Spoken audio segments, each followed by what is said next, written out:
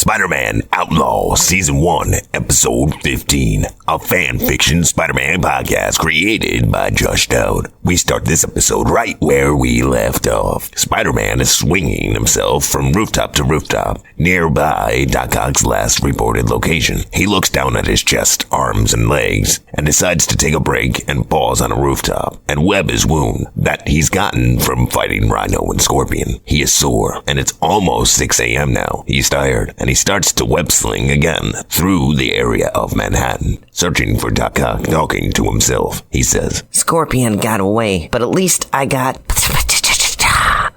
Mechanical arms grab him mid-swing as Doc Ock ambushes him, leaping from a nearby rooftop. As Spider-Man was passing, Spider-Man does some finagling with his body mid-air and manages to dodge multiple attacks of Doc Ock swinging at him with his tentacles, until Doc Ock finally lands a punch on Spidey in the diaphragm. Spidey quickly webs Doc Ock, aka Science Squid, in the face, but Doc Ock grabs him by his ankle and holds him upside down and says, "You're just as predictable as I thought, Spider-Man. Sad. I expected more of a challenge." What? No milk and cookies? Come on, Doc. What kind of host are you? "I've been watching you from the shadows. I find you interesting." Thanks, Science Squid. I'm flattered, but... The name is Dr. Otto Octavius, or Doc Ock for short. What kind of doctor are you again? Oh, let me guess. You're an animal doctor, right? That's why you're helping me. A spider? I wouldn't say that. I'm this kind. Doc Ock looks at Spider-Man's beaten down body. He notices his wounds, but Spidey webs him in the face again. Doc Ock flinches and removes the webbing with one of the mechanical arms, while another one is holding Spider-Man still upside down, not letting him go. Doc Ock says, "You've lost, Spider, and soon you will be mine." You won't get away with... Doc Ock applies pressure to one of Spidey's wounds, and Spidey cries out in pain. Ah! "Oh, please, it's just a minor fracture. Clearly, you can take a little pain, but how much I intend to find out." One of Doc Ock's other tentacles slams Spider-Man in the face with such force it knocks him out cold. From there, two of Doc Ock's mechanical arms carry Spider-Man back to Silvermane's hideout. As Doc Ock arrives there, he restrains Spider-Man on a table and starts prepping a device. While Silvermane watches, Silvermane says, "So, you're going to put your mind into his body? Why?" Well, imagine if we were in control of Spider-Man and he worked for us. Imagine knowing all of his secrets, and not just who he is, but who he loves, who he fears. That information seems quite valuable in itself. Mama! Jameson would love us if we started making Spider-Man do bad things.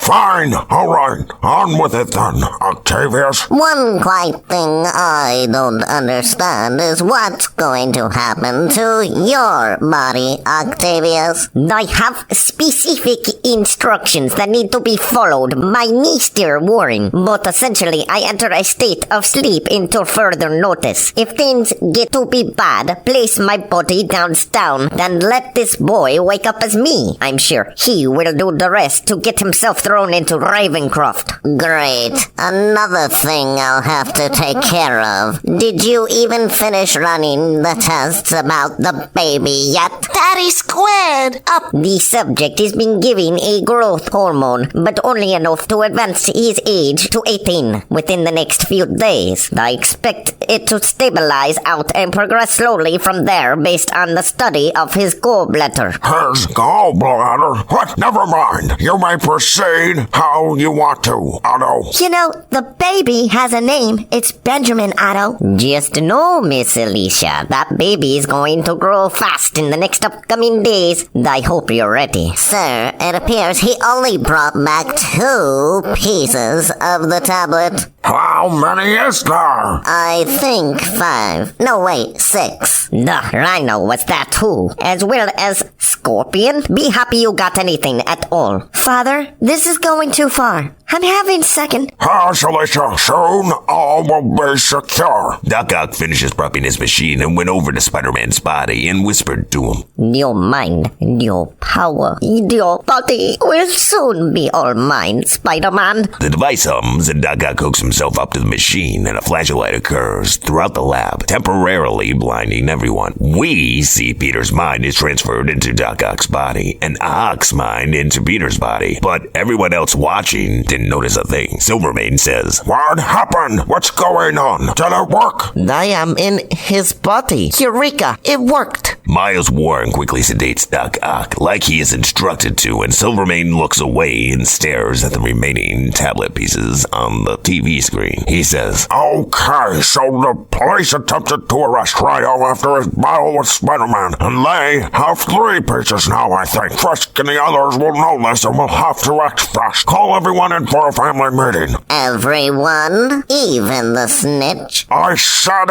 everyone! Over at Oscorp Towers, Norman Osborn is hard at work on his newest project. He says, I can't believe that greedy fat cat Fisk is taking over Oscorp. I've done everything he's wanted. he puts his arm on the table and knocks all the chemicals off of it in anger. Hurrah! He has no clue the sacrifices I've had to endure to make this company what it is. Norman looks at a picture of his son, Harry, stares at it for several seconds before he says, He has given me no choice. If he wants a war, I'll give him one. He wants villains? Ooh, I'll give him villains. Norman goes over to the intercom and buzzes his secretary and says, Miss Whitman, can you please send in Stephanie Von Miller to my office, please? Yes, sir. Also, I have an update with Martin Chow and Max Dillon for you. It can wait. Send the young lady up to my office now. It takes about 10 minutes for her to arrive, but as she gets there, she greets Norman Osborn and says, Hello, Mr. Osborn. Sir, it's a pleasure to meet you. Likewise, Miss Von Miller. What's your last name from? What country? If you don't mind me asking. Latveria. Oh, very good. I don't know that I'm familiar with that country, but please, have a seat. I wanted to talk to you about the program that you had recently signed up for. Oh, yes.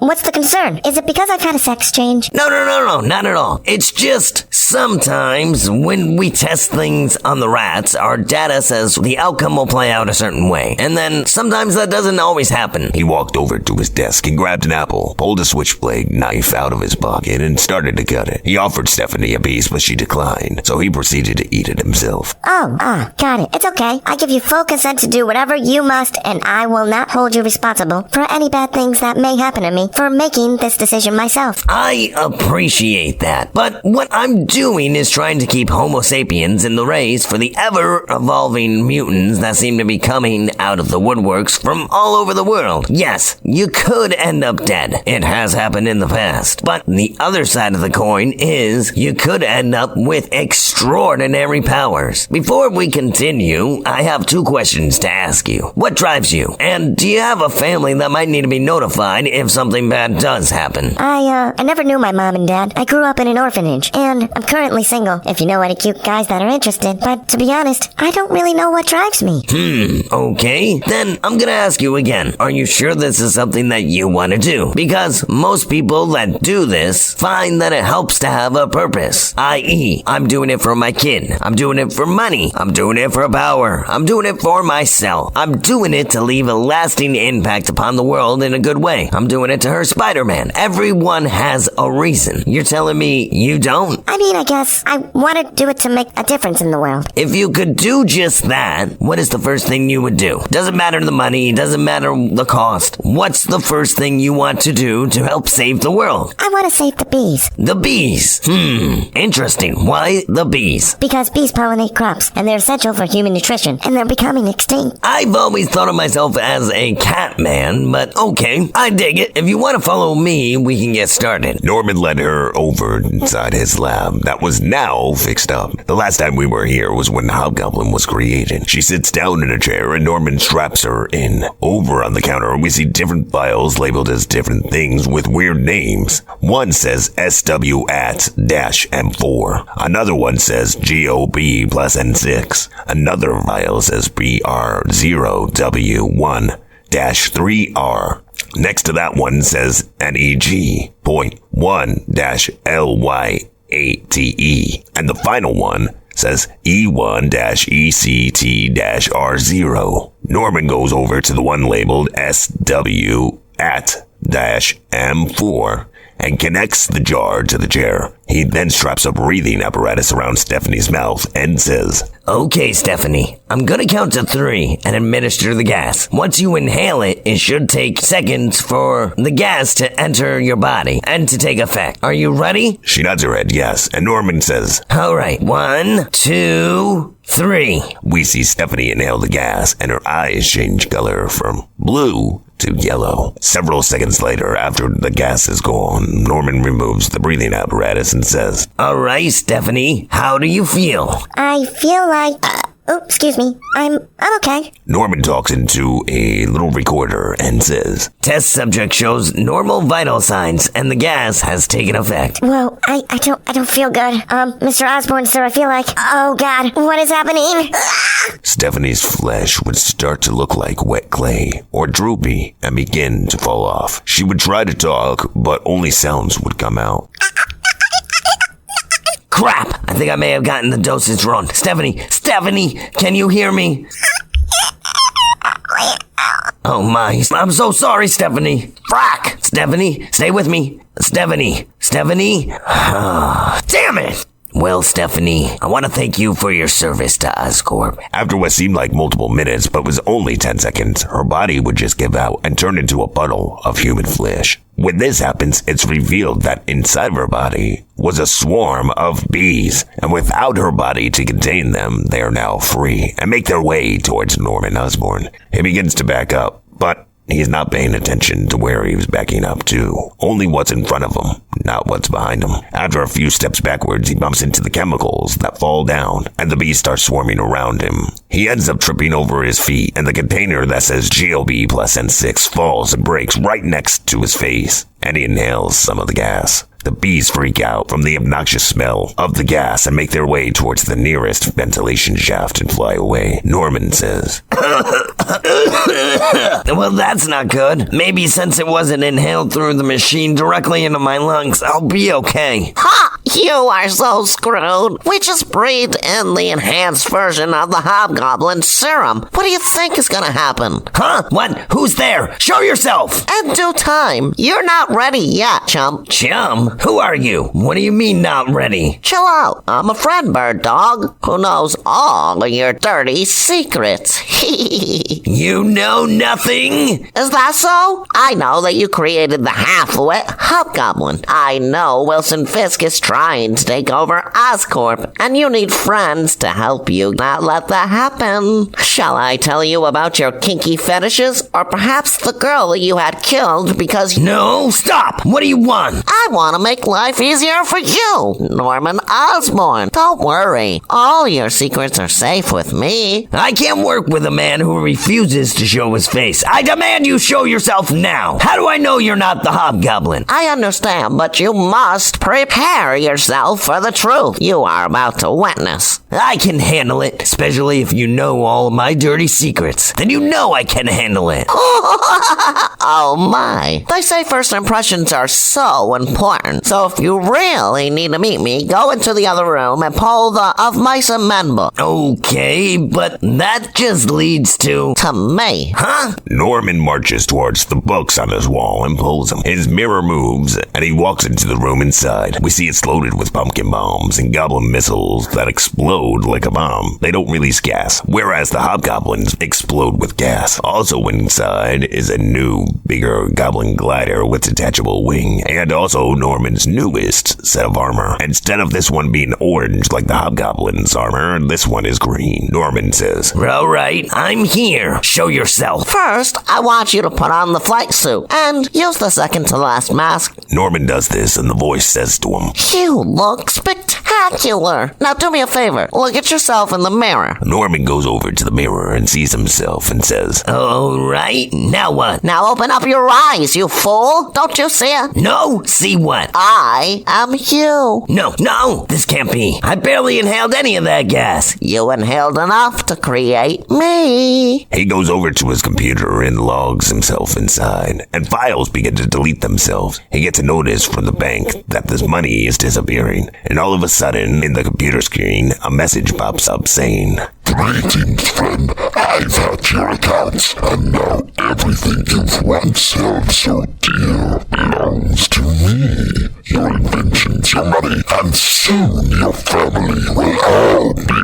mine. Oh yes, before I forget, thank you, and have a beautiful day." This has to be a play by Fisk. Let's go kill him. No, I have a better idea. Let's attack his heart. But first, let's figure out how to do that. Over downtown at the police station, we see Hammerhead, Hydroman, Sandman, and Tombstone. They are waiting patiently for the right time to break into the police station to try to recover the pieces of Tablet of Time that the police have recovered. Hammerhead says, "You're right. Do you dunderheads understand the plan? We work as a team and move on the count of 3. You ready?" I'm ready. Same as I'll ever be. "I'm in position and ready to rumble." All right. 1, 2, 3. Hydroman turns himself into liquid and makes his way into the police station and starts to make all of the toilets overflow and the sprinklers go off. After 3 minutes, the building is cleared and all of the water all over the police department comes together and forms Hydroman. Outside, the police are dealing with Tombstone and Hammerhead, who drive by the station discharging their weapons at one another. The police panic and hop in their cars and begin pursuit after them. Next, we see Sandman blow through the jail cell window through the police station and form his body near Hydroman. They begin to look around for the missing pieces of the Tablet of Time, talking when Hydroman says, "About time you formed up. Where do you think those missing pieces of the tablet are?" Probably protected by some type of police cop vault. Or maybe the evidence room? You look for the vault. I'll check the room.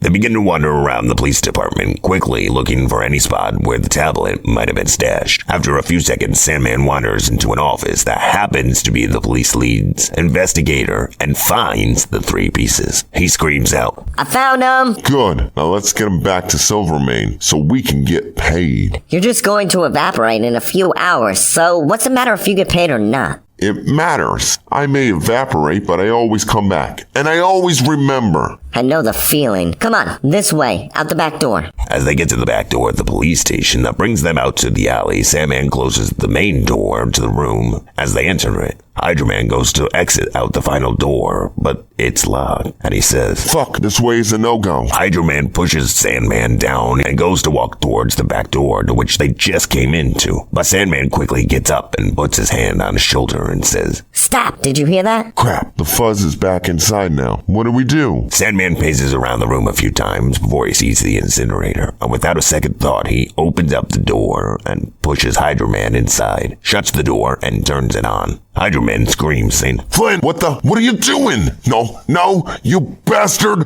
Why? You said it yourself. You'll come back. Sandman cranks the temperature of the incinerator until Hydroman evaporates into nothing right before him. We see Sandman put the 3 pieces of the tablet inside of his body. As the police walk through the door, they stare at him and tell him to freeze and to put his hands up quickly. But as they shoot at him, he turns into little particles of sand and disappears right before their eyes. Coincidentally, while Kansas, All We Are Is Dust in the Wind, plays in the background. A few blocks from the police station, he would form his body again and make his way towards a payphone. He would dial a number and say, Hey, I need you to meet me. I need a pickup at 47th and 106th Street. I've recovered the package. Very good, Mr. Marco. I'm sending Rhino to help you out. He should be there momentarily. This episode comes to an end as we see Sandman turn into a pile of sand in an alleyway and wait for Rhino to get to him.